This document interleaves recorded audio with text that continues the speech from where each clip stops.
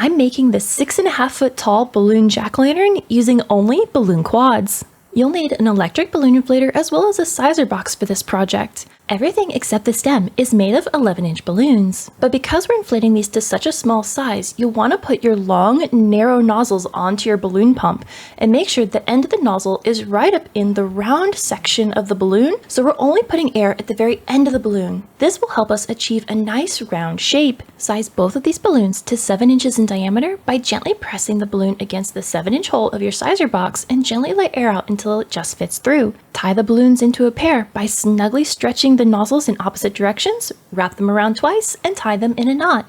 This will create our first pair. Make another 7-inch orange pair, and we're going to join them together into a quad by overlapping the two pairs so that the nozzles touch in the center, and then take one balloon from each pair and twist them around each other. Repeat this step until you have 25 of these 7-inch orange quads. Using these same techniques, you're going to create 4 quads that are made up of all 7-inch black balloons, and 4 quads that are made up of 2 black and 2 orange 7-inch balloons, making sure to twist these pairs around each other 3 times so that both black balloons are on one side and both orange balloons are on the other. Next, I'm going to create 26 all orange quads inflated to 5 inches in diameter using an electric timer pump. This makes inflating the smaller balloons a little bit faster than using the sizer box, but if you don't have a pump like this, you can always continue using the sizer box. Because these balloons have so little air inside of them, it's critical that when we go to tie them, we're really pulling the nozzles against each other and forcing the air into the end of the balloon before tying our knot. You can also hold the balloon between your 2 hands and stretch the latex away from the end towards the nozzle, and that will help round out the end. The balloons I'm using today don't come in a 7 or 9-inch size, which would be the ideal solution to making these 5-inch quads. Using these same techniques, I'm going to create 5 5-inch all black quads and then 4 5-inch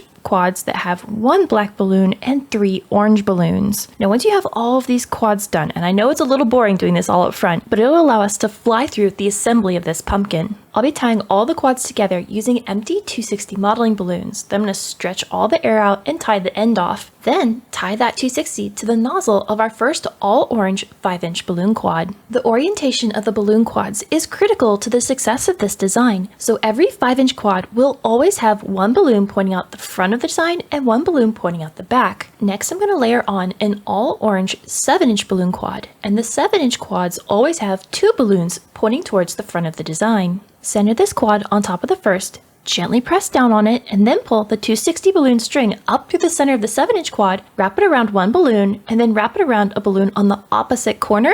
That way we get nice even tension pulling all the way up our column. Nestle a 5-inch quad so 1 balloon sits between 2 of the 7-inch balloons below it. Pull the 260 string up through the center and wrap it around 2 balloons on opposite sides before adding another 7-inch quad in the same way. The first and last column of the pumpkin are made up of all orange balloons, so you can just fly through this first column knowing that it's alternating back and forth between 5-inch and 7-inch all orange balloon quads. Once you've joined together 7 5-inch quads and 6 7-inch quads together into a column, take any of that remaining 260 tail and tie it to the nozzle of that final quad. This completes the first column of our pumpkin. Make a second column to the exact same size and specifications before moving on to the face sections of the pumpkin. The next column starts with a 7-inch balloon before alternating back and forth between 5 and 7-inch balloons. Now pay close attention to the placement of where the black balloons end up, as this is the bottom part of the smile, and then that second black section makes the eye portion of the left-hand side of our jack-o'-lantern.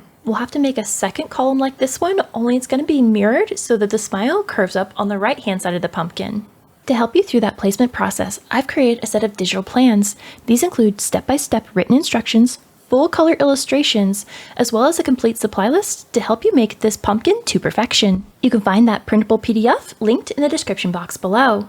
With the center section of the pumpkin complete, I'm now going to lay all 5 columns flat on the floor and nestle them together so the 7-inch balloons of one column are sitting against the 5-inch balloons of the column next to it. This will ensure that all the columns look like one piece when I go to tie them together, and there aren't any major gaps between balloons. I've tied 2 empty 260 balloons end to end to create one long string. I'm going to take the end of that string and tie it to the nozzles of a 7-inch balloon quad in the bottom right-hand corner of my pumpkin.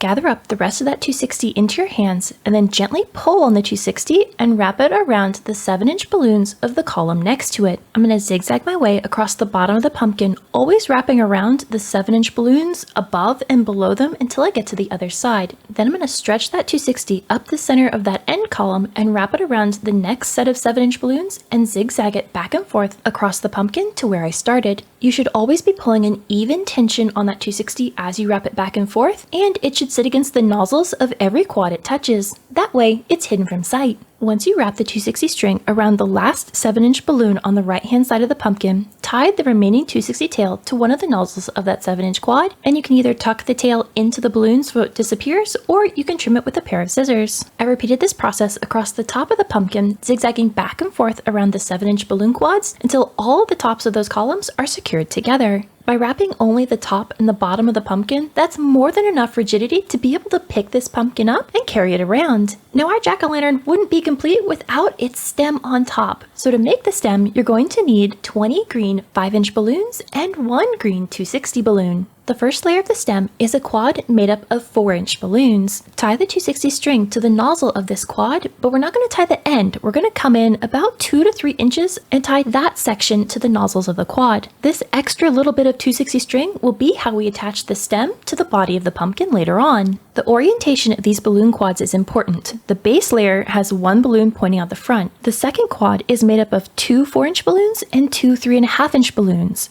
And we want the 3.5-inch balloons all on the right-hand side, as this size difference is what will make the stem curve to the right-hand side. Gently press down on the quad, pull the 260 up through the center, and wrap it around 2 balloons on opposite sides of the quad. On top of this, I'm going to place a quad that's all 3.5-inch balloons. Secure this just like we did in the previous step, and then we're going to move on to the next quad, which is made up of 2 3.5-inch balloons and 2 3-inch balloons. Once again, making sure the smaller balloons are on the right-hand side of the stem. The final quad is all 3-inch balloons, and I'm going to secure that together and take the remaining 260 tail and tie it to one of the nozzles of that final quad. Then I'm going to trim off any remaining tail with a pair of scissors so we have a nice clean top. Orient the stem so that one balloon of that base layer is pointing out the front of the pumpkin and the curve is going towards the right-hand side of the pumpkin.